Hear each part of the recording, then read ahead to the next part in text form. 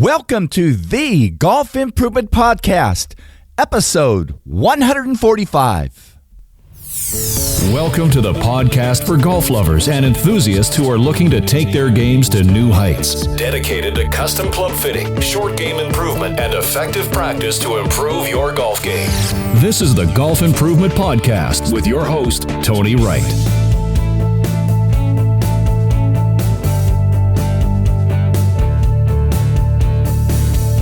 Hello, this is Tony Wright from Game Improvement Golf in Oak Ridge, Tennessee with the Golf Improvement Podcast, dedicated to sharing useful information on true custom club fitting, short game improvement, and effective practice techniques.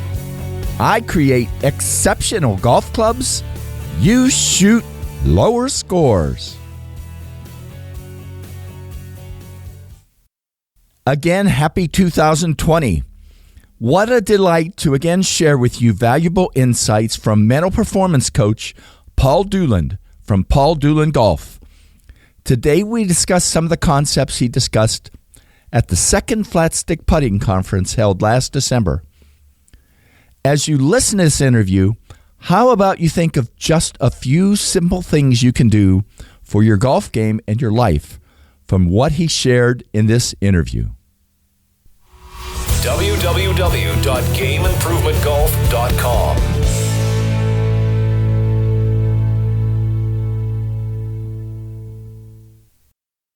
Hello, this is Tony Wright with episode 145 of the Golf Improvement Podcast. I'm excited after getting to learn from him again at the second Flat Stick Putting Conference to welcome back mental performance coach Paul Dewland. And Hello, sir. Yeah, it's great. It's great to get to talk with you again. Yeah, happy to do this. It's always fun. Yeah. I'm gonna steal something from the podcast that you did with Matt Johnson as a little intro. But I really like these words. You said anything meaningful and important will have a mental piece to it. Just such a great way to. We're going to talk about stories and some of the things that you talked about at the conference, but that just sort of sets the stage, I think. That I loved hearing you say that in the one with Matt. So welcome back. Thank you. Yeah. Thank you. Well, again, it's great to talk with you again. I always like to sort of, when I'm talking with somebody again, can you share some of the most interesting and fun things that you did and were involved in 2019? Let's see. As it relates to golf? Anything that you think sort of, fills out what makes you better and better at what you do, maybe. How about that? I'll tell you something rewarding. One young guy I work with that I've been working with him for about 9 years since he actually turned pro. So he turned pro right out of high school, didn't go to college, and paid his dues on the mini tours and then Canadian tour, and he was a big fixture on the Canadian tour or PGA Tour Canada for a long period of time, and then he made it to the web, and he got his PGA Tour card last year. And that to me was really cool because I'd seen him go from a young kid straight out of high school to a young professional who's, I think, got the chops to be one of the better players out there if he continues to do his work. And that was really rewarding to see him achieve what he wanted to, and being a small part of that. And I do mean small part of that. He's I wouldn't say that, I've built this ship for him to ride on. I can't say that of anybody I work with, but particularly him. He's done a lot of this by his own hard knocks with just gutting it out. And I think he's tried to quit a couple of times. And if there's young professionals out there that like to hear a story like that, he actually unofficially quit a couple times and then started again. So to me, that he's a testimony that the only real failure to do something is to quit. Now, I know some people quit because they don't have the resources to continue to play. But if you have the resources and quit because it's too hard, to me, that's something that you should address. Yeah. What a great story. And 9 years, and it relates to just sticking to it, right? Oh yeah. He is the poster child of that. Yeah. Wow. Well, we're going to dive in to some of the specific things I hope we talk a little bit about. At the Flat Stick Conference, your title was Mental Skills, the Origin of Stories. Maybe mention a little bit why you thought that was the important overriding thing to share with the group this year, and some of the most important things and skills that stories influence. Mostly that title came mostly from my conversation with David. Yeah. David and I, David, or you mentioned David sure. In his Flat Stick Academy, right? David and I have a long history of his friendship together, and we talk about a lot of different things. And so, he knows what I do well enough that he's selected that topic for the group, because I think he's found it, really important in his work, and I think we can all relate to it. So he felt it was a really important topic for the audience, because he sees so much importance of it in putting with his players, and I think he wanted it to be relevant to the audience. So as far as the selection of the topic, that he was the prime motivator behind that.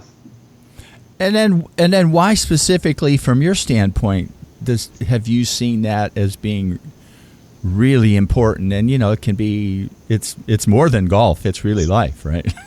Yeah, it really is. To put it in a nutshell, a good chunk of our emotional reactions to what happens in our situations that we get into in life, it doesn't come from the situation itself. So, like, if there's anything that physically acts on us, like, we get hit by a ball or something like that, okay, the environment acted on us. But there are situations that we attach certain meanings to, or I'll call that stories. There's a story around this. That our reaction to those situations is driven by by the stories than the situation itself. So as an example, if someone's on the putting green practicing and they miss a 4-footer, it's just the ball just went by the hole, and it's like, you might be a little annoyed or something like that, but it's not that big a deal. But if it's for a win, there's $1 million on the line, then there's a bigger story attached, and if it goes in, the reaction is a pleasant one. If it doesn't, it's an unpleasant one. And the magnitude of the story is really what affects us, not the fact that the ball went in or not. And I know that sounds like a very different way of looking at things, but most of the stuff that we go through in life is not about the events. It's about the story we have, either anticipating the event or our memory of the event. And it can be just as, what's the right word?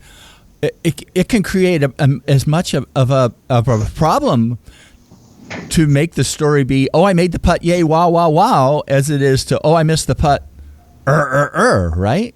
Am I saying that right? I yes. So when we there's a lot of ideas out there that encourage people to celebrate the good stuff and downgrade the bad stuff. But I've in my experience, I've just not seen that go well, because when you attach meaning to positive, you have to have the equal and opposite meaning attached to the negative.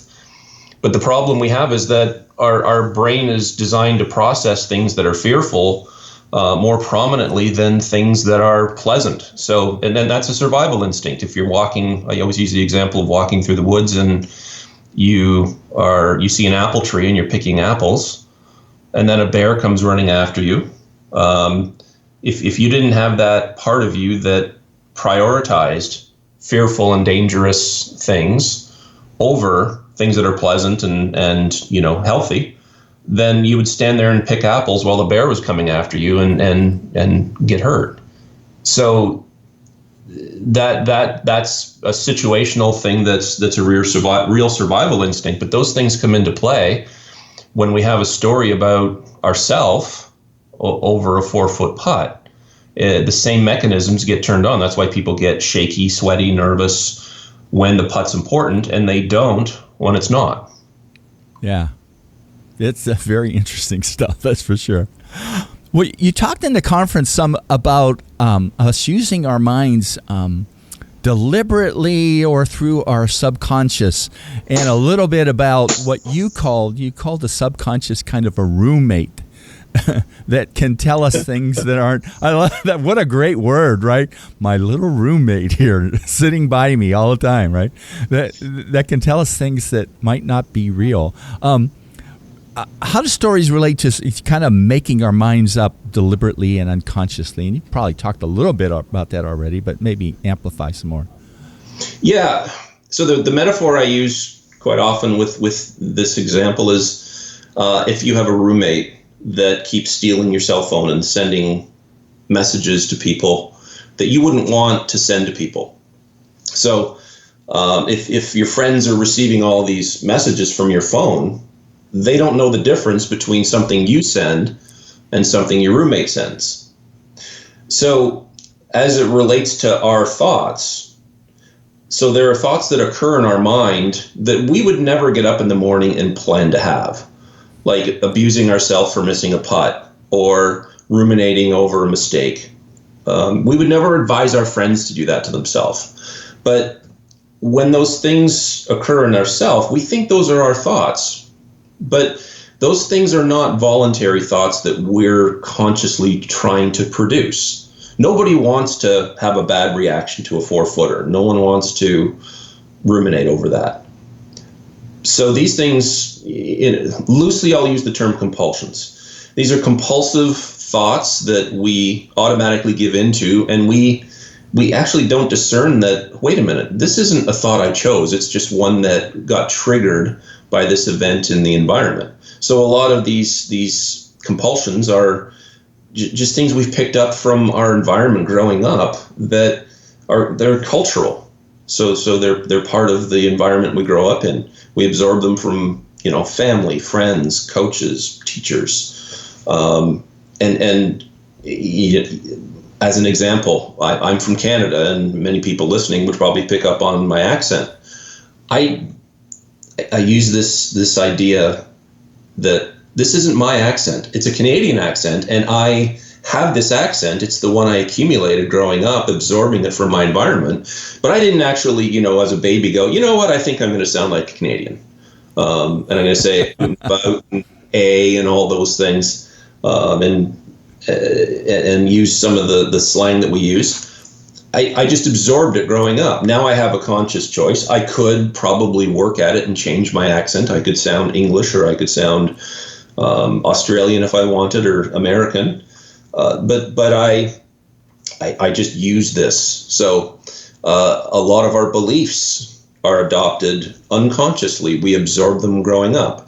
And then somebody asks us a question and we answer based on our belief, but it's not necessarily based on something we sat and thought through clearly. So when we're abusive to ourselves, which happens to a lot of golfers, that's not necessarily something we're choosing to do. It just happens automatically. So part of the process of being, people say, well, just be nicer to yourself, which is great, but these compulsions have a pretty good stronghold on us. These are habits that are very deeply rooted. So when a compulsive thought that we sort of just assume is ours, just like if I get a text from your roommate, I think it's from you because it's coming through your phone. And this is the confusing part, is all of those thoughts occur in our mind, but some of them are our thoughts because we're using the mind to produce a thought, a rational way of looking at things, versus a thought that just occurs because it's triggered. And I hope that's making sense. This is a pretty deep topic. I know. Yeah. Yeah. This is heavy stuff. But what I have found is that when people start the process of saying, does it make any sense to be abusive if I miss a putt? So, and as an example, do you control whether the ball goes in? A lot of people are under that impression. And so when it doesn't go in and they feel like they have control, they this compulsion to abuse ourselves, so to speak, comes up. So would we ever plan to get up in the morning and say, you know what, if I miss 4-footers, I'm going to rip myself apart? I don't think anyone would ever want that to happen or design for it. So starting to break the hold of these compulsions, and again, I'll use that term somewhat loosely, but it's a good word for the most part, to go, okay, it's not that I don't know how to think, because most people would say, well, I tried my hardest and it didn't go in. Putting's like that. Sometimes you miss short ones, sometimes you make ones, and you know, that's just statistically the way it goes. That's the rational end of things. We would all want to adopt that. But what blocks it is that these strong emotional reactions that are compulsive block the mind from having anything else in there. So the first step is to start to recognize, wait, is that mine or is that not? Because most of us think, because it's coming from our mind, we think it's our thought. And that thought is occurring in our mind, but we're not deliberately producing it. And to start to recognize those things as just a thought that occurred, not my thought. It's occurring in my mind, but it's not my thought. It's not my deliberate production. That's the first step in being able to separate ourselves from those things and recover more quickly from events like missing a putt. Yeah. I just read I think this is a little bit of a sidetrack, but I read a book, I think it's titled Why Are You Yelling? My son gave it to me for Christmas. It's a fascinating book. Is that to say you yell at your son a lot and he's giving you the book? No. He listens to a podcast that includes, 3 or 4 people that are very well known in the self-improvement area. Okay. I can't remember right now. But you know, in there it talked about the word biases, and it's a little different than compulsions. But one of the things I took from the book is, you know, there are biases that are important to have, right? There are some biases, and I guess they're in the subconscious, probably, most of them, that, I mean, you kind of have to be able to make quick decisions and different things like that. But bias is a little bit different than a compulsion, isn't it? Or is it somewhat the same? Well, yeah, they're I guess you could use loosely termed, they're related for sure. And I agree. I think there are very useful compulsions, habits, biases that we all have. And they serve a healthy purpose. And that's the whole thing is what's being produced in my mind, does it serve a healthy purpose? Yeah. Does it make me effective at what I do? Does it make life pleasant? Does it allow me to recover from these situations that are undesirable? Yeah. And so, like, nobody wants to miss a 4-footer. That's, you know, and no one's going to be happy about it. Is the reaction appropriate? Is it helpful? Is it useful? Is it going to help me grow as a golfer? Or is it just going to make me afraid to miss it more because I'm causing myself all this self-inflicted pain, and it makes me more afraid of missing it because it's not that I don't want to miss the putt. When it really comes down to it, we don't want to miss the putt. We don't want to feel the way we're going to feel if we do. Yeah. That's again, you said this is pretty deep stuff. I agree. But if this gets people even starting to think about this whole idea of like, hey, wait a minute, what's occurring in me and did I choose it? And what's a better choice? And how can I start to develop these habits? And the first step into developing these healthier habits for ourselves is to, you know, determine whether or not, you know, that was my choice. Number 2, what is a healthier choice and how do I develop that habit? Yeah. Well, you know, you dove into, and I know I think it was great that you didn't look at the questions again before we started, so it makes it more, you know, free flowing. The compulsions could be a topic for a podcast all by itself, but they're not. But when you talked at the Flat Stick conference, you made a connection between compulsions and creativity. Okay. And I thought that was one of the really things I kind of starred in the as I took notes, and that compulsions defend themselves, right? Yeah. So it's those words are sitting right in front of me as I'm talking to you from the notebook from the class. So talk about that connection of compulsions and creativity some too.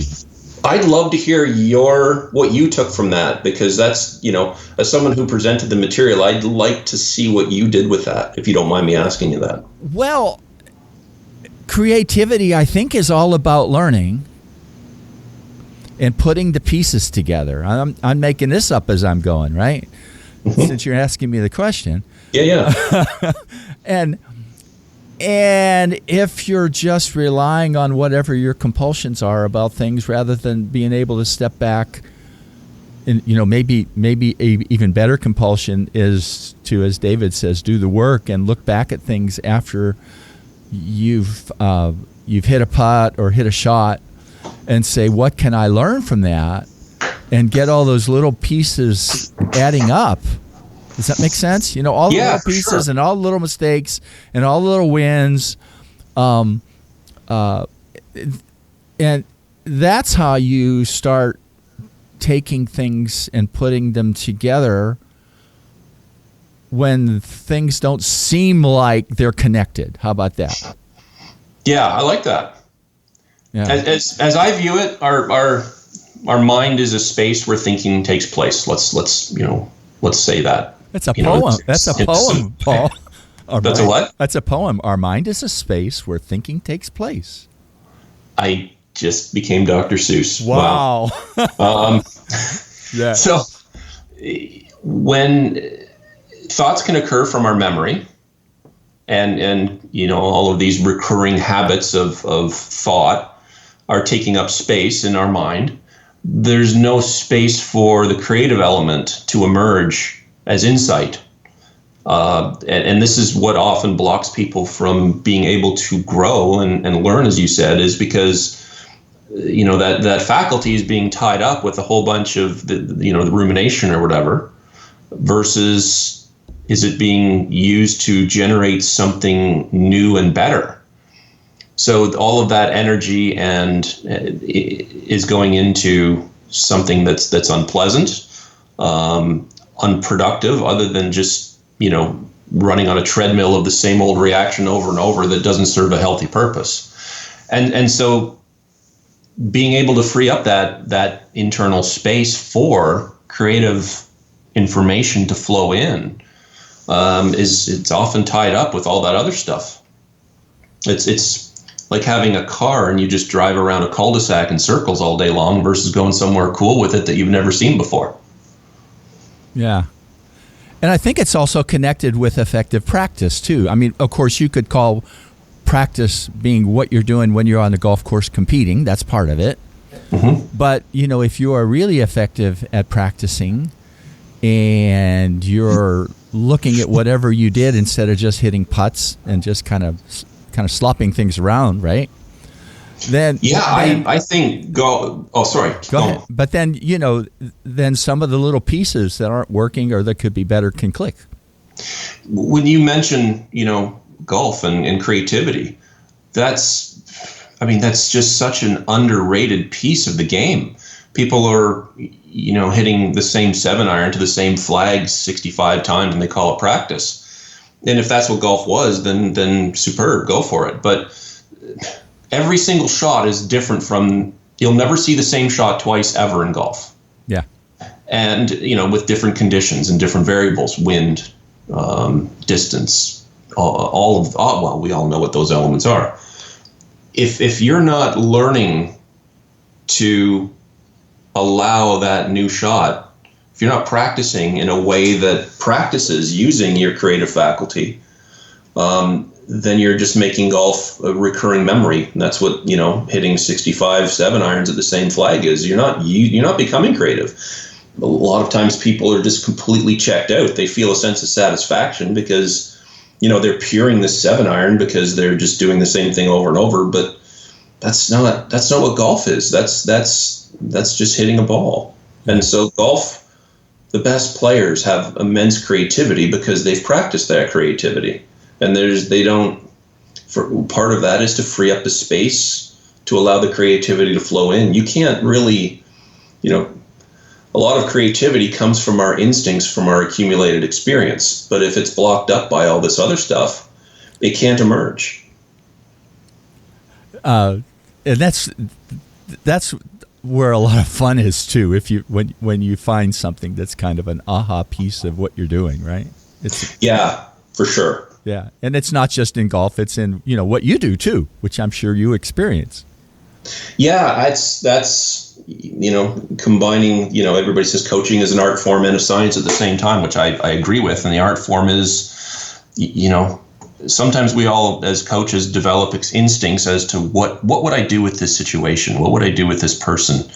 And sometimes there's an instinctual thing about where to start with someone that you don't know where it came from. It's there. And that comes from experience. And if I'm worried about, if I've got my own versions of compulsions running that, I'm worried about what this person's going to think of me or whether this is going to go well or not, what's my reputation going to be? That could be something tying up my system. I got no space for creativity in there. Yeah. Yeah. That's really neat. Well, you talked about, both times I've heard you talk, awareness has been a big part. The first one, the second conference. And you talk about improving the skill of attention as what you said is taking your life back, right?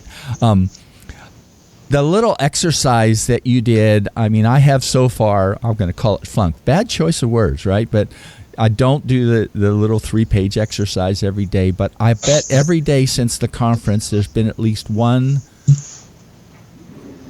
small period of time where I sit back and think about, okay, what are my thoughts, right?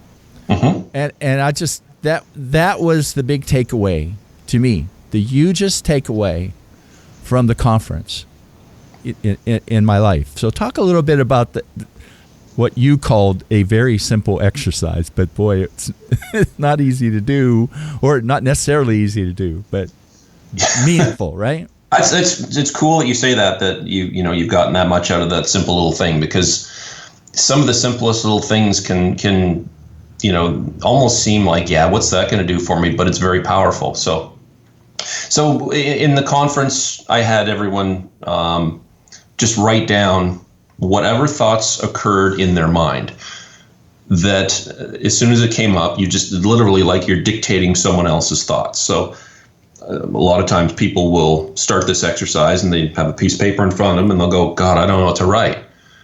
Write that down. Write down. I sound like David Orr saying write that down. But that's where you got it, probably. Probably.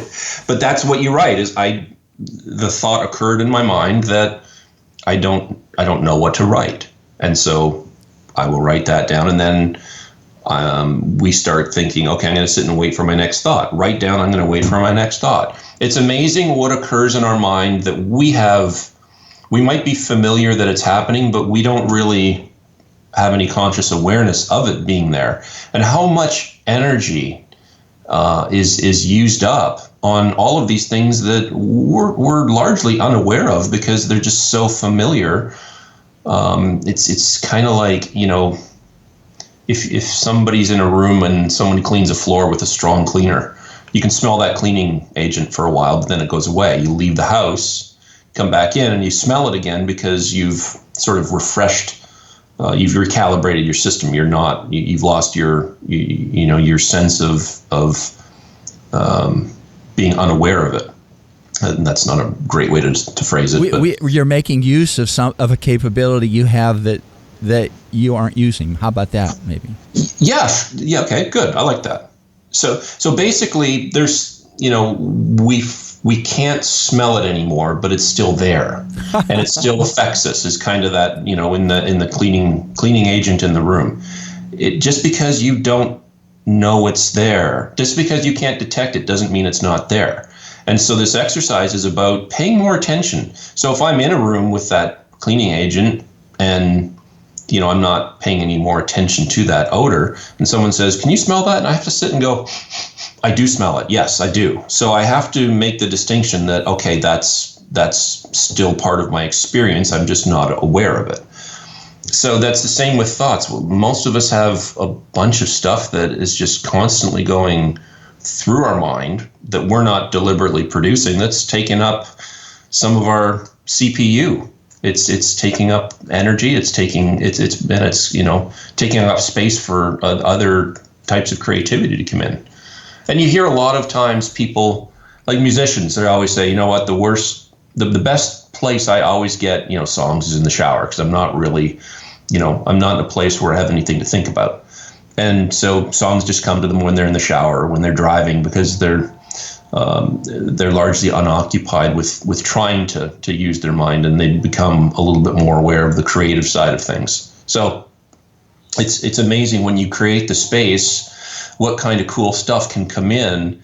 But practicing being aware of something, and there's a good phrase from, it's a therapist named Fritz Perls who developed something called Gestalt therapy. And one of my favorite phrases in this whole, let's call it self-help or personal growth field is, awareness in and of itself is curative.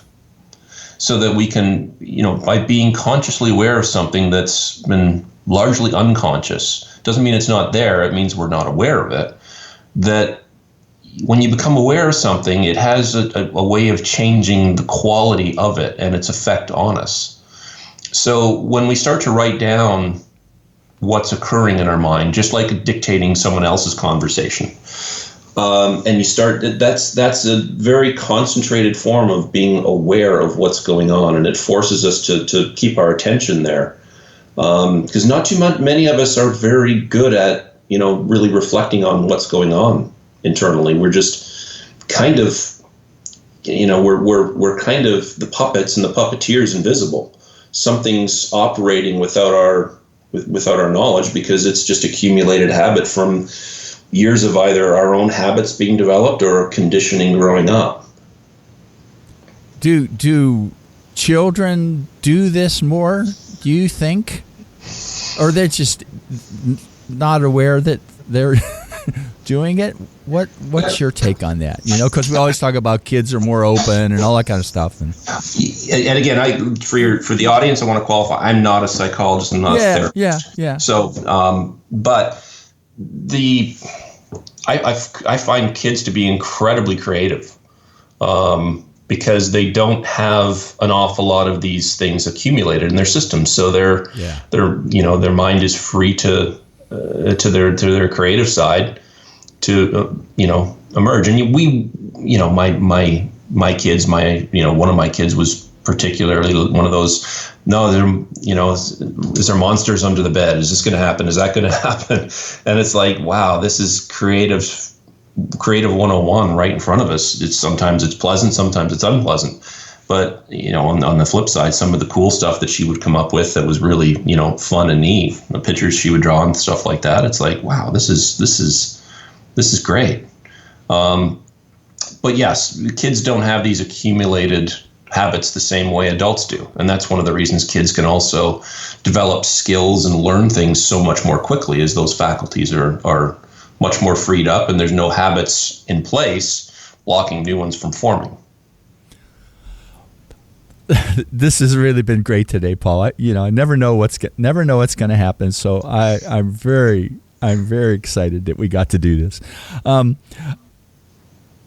going to ask you to, rather than say any more other success stories, because you kind of started out that way, any final thoughts and suggestions? And then I might, if you don't talk about this one little thing, who knows? I'm going to bring it back up, that it came out in the Matt Johnson interview, and why not steal something when it's great, right? But cool. So talk a little bit about what you want to share at the end here. Why don't we go with what you want to go? Well, and let me tell a story. How about that? Yeah. So you may or may not be able to tell, I've got another cold, and I'm trying to think, is it because I'm connected with you today? Because the last time we were together, I had a cold at the Flatstick conference, right? But it's just sort of in the beginning. So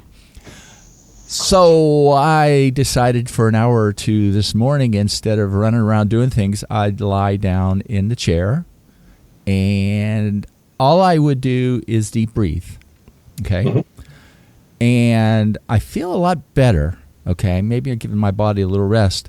But when I was deep breathing, what I was thinking about is that every time I do that, something is happening. Some little piece of recovering is happening, right? Mm-hmm. And in the context of what you were talking about with Matt was he asked you, what books do you recommend? Do you remember that? And do you remember your response? You said, well, I don't get into books, how about we just do things and do a few things once in a while, every day to get a little bit better and implement things. Maybe that's the right word. I don't know that he used it. But, reading and trying to get better just from reading isn't maybe enough, but kind of, putting things in place. Yeah, that's okay. a little bit of it, right? Do you remember it now? Yes. So I obviously as a coach, part of my job is to introduce people to concepts and information. And the bigger part of the role is to ensure that people are consistently practicing certain things in a way that allows the skill to develop. And I've found this to be almost a 100% consistency that the players I work with, or the people that I work with, because sometimes I have business clients too, that they focus on a few simple things consistently until it's a habit. Those people that understand and implement things that way are far and away better performers at what they do because they're integrating things into their actions and behaviors. Our culture, our education system largely develops us getting into the habit of accumulating information, understanding it, and being able to make sense of it and go, oh, that's really interesting. So, someone would read, every book there is available on exercise.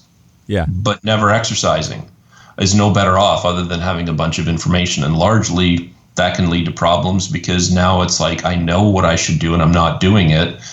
So I'm not necessarily feeling great about myself because I know better. And the more you know, the more you can feel bad about it. I guess it's a little bit of that ignorance is bliss thing. But information, I think, in accumulating information that makes sense about what action plan I should take, and then implementing habits, a couple of things at a time. And that's part of the challenge for me as a coach is I love talking about this stuff. And I love, watching people's light bulbs go off when, I introduce an idea to them that they've never seen before. That's really satisfying.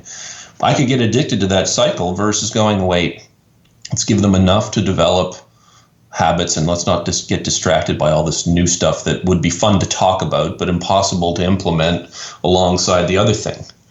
So I just think there's a cultural shift that, in any coaching environment, that if it's like we do a few simple things every once in a while until we've mastered them and then we graduate to the next thing.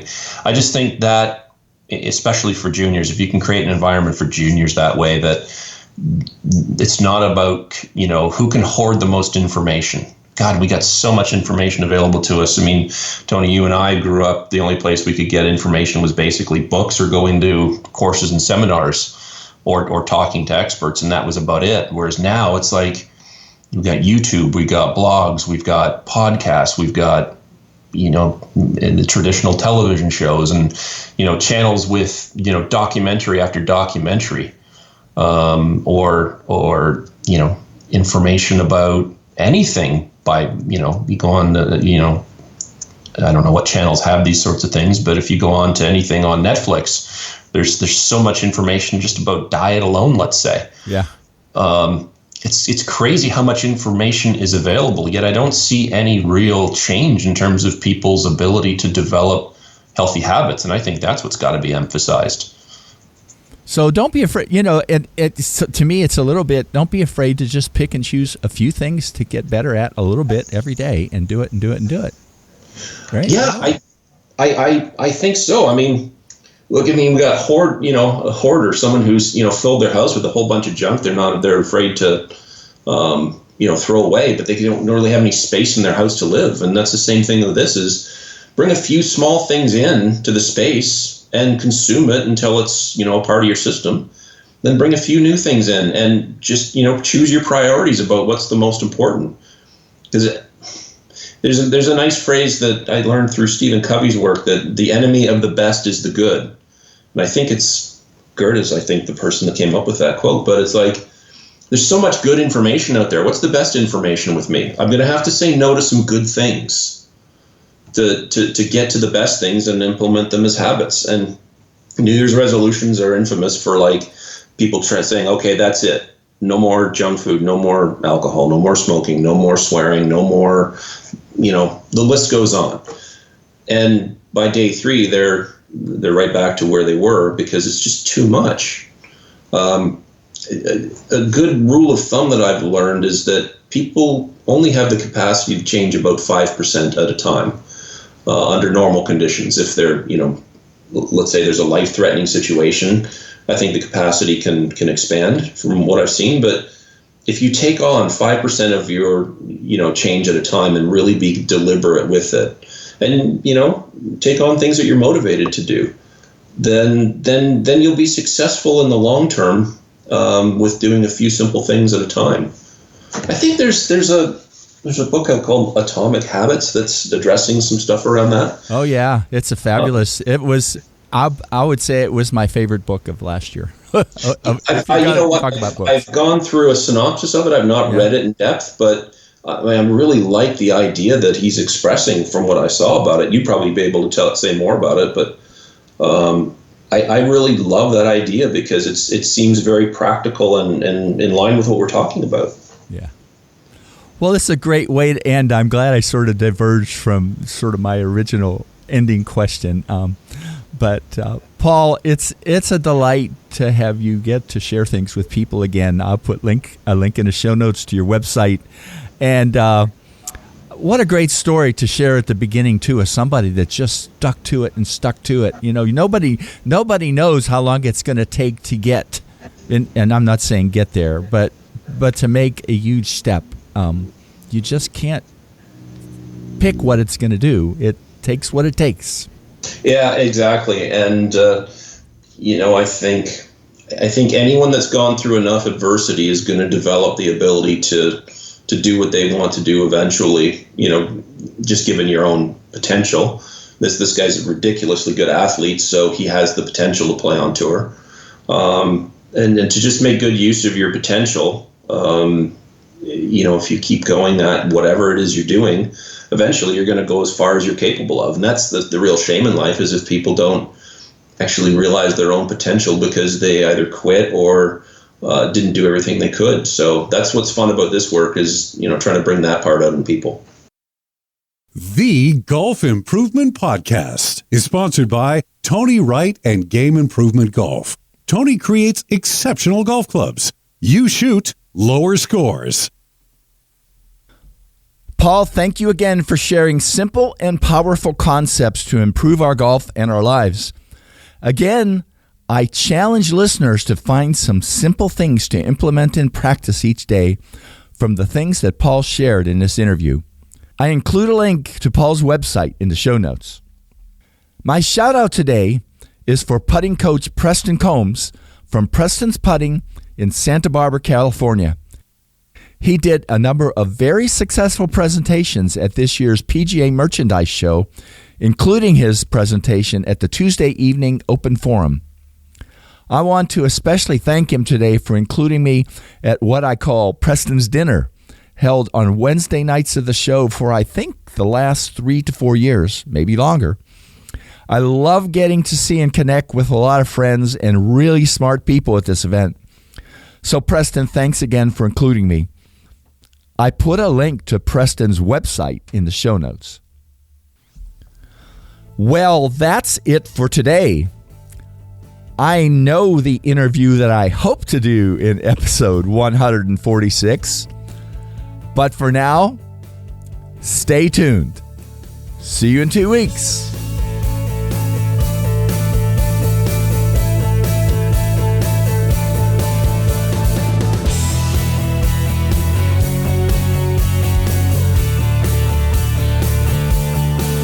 Game Improvement Golf, your source of information and inspiration to become an exceptional golfer now. www.gameimprovementgolf.com